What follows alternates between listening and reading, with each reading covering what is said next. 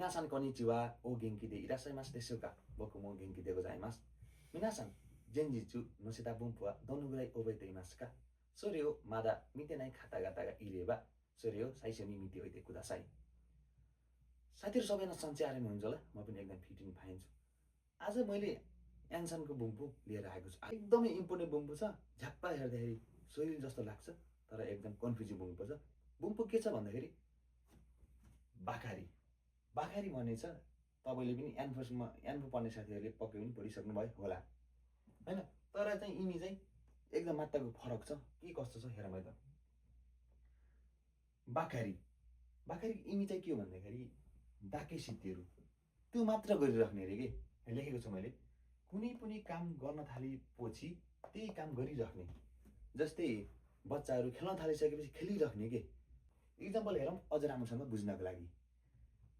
उतो उतो बेन्क्यो मु सिनाइदे आसुन्दे बाखारीहरू। मेरो भाइ चाहिँ हैन पढाइ पनि नगरी खाली खेलिरहेको छ भन्ने कन्डिसन परेको हुन्छ हैन।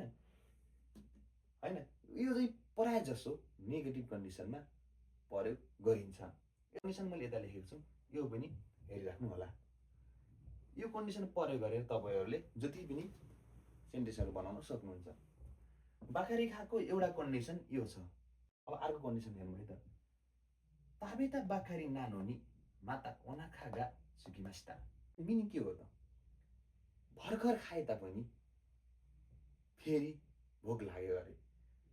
यो कन्डिसनमा बाखारीले के मिनिङ दिन्छ भनेपछि भर्खर सकियो, भर्खर गरे तापनि जस्तो मिनिङ दिन्छ। यो बाखारीले के दियो त भनेपछि त्यो कन्डिसन मात्र गरिराख्ने। अनि यो बाखारीले के कन्डिसन दियो भनेपछि भर्खरै सकियो, भर्खरै गरे जस्तो मिनिङ दिन्छ। यदि भनिसकेपछि तपाईले बाखारीको मिनिङ चाहिँ बुझ्नु भयो होला जस्तो लाग्छ मलाई। अब अर्को हेरौँ, बाखारी जस्तै छ तर अर्को चाहिँ बाखारी खा। बाखारी खा भनेको के हो? यो चाहिँ फरक बुम्बु है त। बाखारी भन्दा फरक बुम्बु हो। यसको इमी छ दाके देनाकु। कुनै कन्डिसनमा त्यो मात्रा नभएर यो पनि हो। जस्तै हाम्रो डेली लाइफमा कुनै पनि काम गरिरहेको हुन्छ, त्यो मात्र नभएर यो पनि गाह्रो छ, त्यो मात्र गर्न नसकेर यो पनि गर्न सकिन्छ जस्तो सेन्स दिन्छ।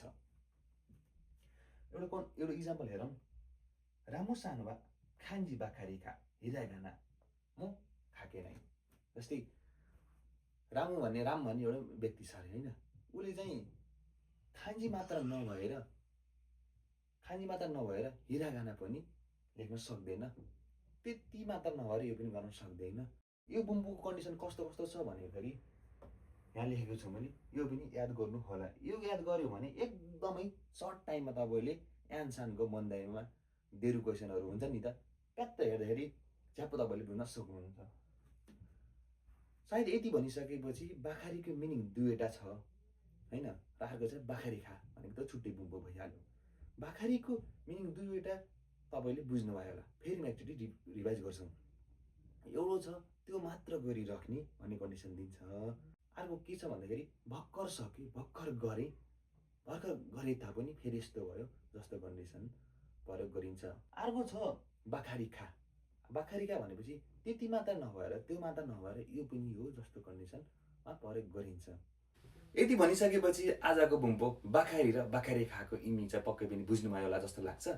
यस्तै भिडियो हेर्नको लागि मेरो टिकटक एकाउन्ट निमो टिप्स नेपाललाई फलो गर्न नबिर्सनु होला।